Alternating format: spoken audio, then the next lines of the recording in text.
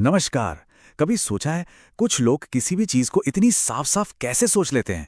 मतलब ऐसा लगता है जैसे वो चीज उनके ठीक सामने रखी हो। आज हम इसी राज को समझेंगे, अपनी पांचों सेंसेस को यानी इंद्रियों को जगाएंगे और देखेंगे कि कल्पना को एक नई उड़ान कैसे दी जा सकती है। चलिए शुरू करते हैं ये दिलचस्प सफर। तो सवाल ये उठता है कि अपने मन में एकदम साफ, एकदम जीती जागती तस्वीर बनाने का राज आखिर है क्या? देखिए, इसका जवाब कहीं बाहर नहीं है, वो हमारी अपनी पांचों इंद्रियों के अंदर ही छिपा हुआ है। इस कमाल की पावर को, इस क्षमता को अनलॉक करने का जो सफर है ना, वो हमारी 5 बेसिक सेंसेस देखना, सुनना, सूंघना, चखना और छूना, इनको जगाने से ही शुरू होता है। यही है असली फाउंडेशन। और पता है सबसे अच्छी बात क्या है? इसके लिए कोई मेडिटेशन या किसी गहरी स्टेट में जाने की बिल्कुल जरूरत नहीं है। ये जो एक्सरसाइजेज हैं, इन्हें कहीं भी, कभी भी अपनी रोज की जिंदगी में ही किया जा सकता है। तो ठीक है, अपनी इस सेंसेस की जर्नी के पहले पड़ाव पर चलते हैं। हम शुरुआत करेंगे अपनी 2 सबसे पावरफुल इंद्रियों से, देखना और सुनना। चलिए एक बहुत ही सिंपल सी एक्सरसाइज करते हैं। जरा अपना फोन उठाइए। अब उसके शेप, उसके रंग, हर छोटी छोटी डिटेल पर गौर कीजिए। हर कोना, हर बटन।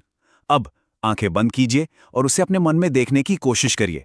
अगर पिक्चर क्लियर नहीं बन रही है तो कोई बात नहीं, आंखें खोलकर फिर से देखिए और अपनी मेंटल पिक्चर को और शार्प कीजिए। तो देखने की पावर को शार्प करने के बाद अब बारी आती है सुनने की शक्ति की। पता है, आवाजें जो हैं वो हमारी यादों की सबसे गहरी परतों से जुड़ी होती हैं। जरा आंखें बंद करके सोचिए कि आखिरी बार किससे बात की थी। कैसा था उनकी आवाज का टोन? उसमें क्या उतार चढ़ाव था? अपने परिवार के हर मेंबर की आवाज को मन में सुनने की कोशिश कीजिए। घर में चलते हुए पंखे की आवाज या फिर अपना कोई फेवरेट गाना। मन ये सब सुन सकता है, भले ही कान बंद हों। चलिए इस सफर में अब थोड़ा और आगे बढ़ते हैं। अब हम उन सेंसेस पर फोकस करेंगे जो सीधे सीधे हमारी यादों और इमोशंस से कनेक्ट करती हैं। सूंघना और चखना।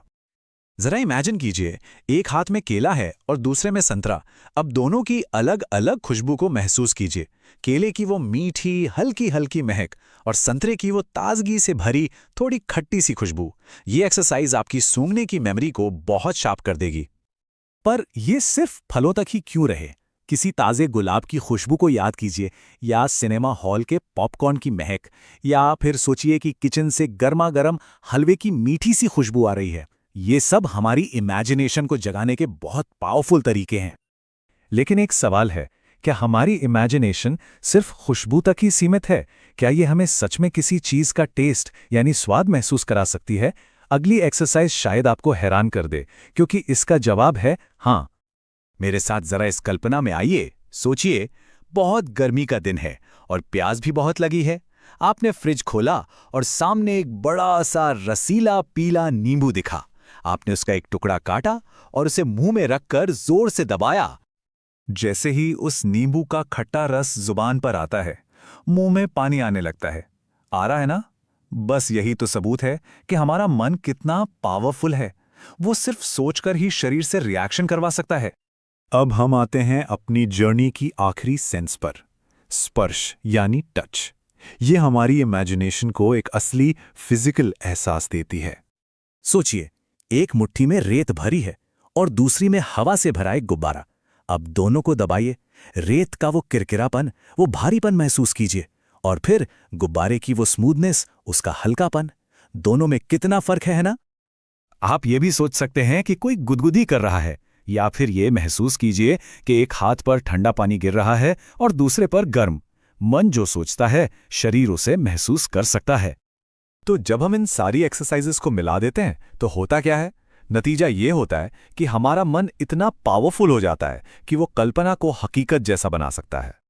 तो चलिए एक क्विक रिकैप करते हैं जो हमने सीखा। देखने के लिए मोबाइल फोन वाली एक्सरसाइज, सुनने के लिए परिवार की आवाजें, सूंघने के लिए फूलों और खाने की खुशबू, चखने के लिए वो नींबू वाला टेस्ट और महसूस करने के लिए रेत और पानी का एहसास। और सबसे जरूरी बात यह है कि जब इन पांचों सेंसेस को अपनी इमेजिनेशन में एक साथ इस्तेमाल किया जाता है, जो तस्वीर बनती है वो हमारी सोच से कहीं ज्यादा असली और पावरफुल होती है। सच कहूं तो हमारा मन एक अजूबा है। वो जिस भी चीज की कल्पना करता है उसे सच में एक्सपीरियंस कर सकता है, और ये जो अनबिलीवेबल पावर है ना, ये हम सबके अंदर है। तो अब सवाल ये उठता है कि किसी की अपनी कल्पना की असली ताकत क्या है और अपनी इंद्रियों को जगाकर इस ताकत का इस्तेमाल कैसे किया जाएगा।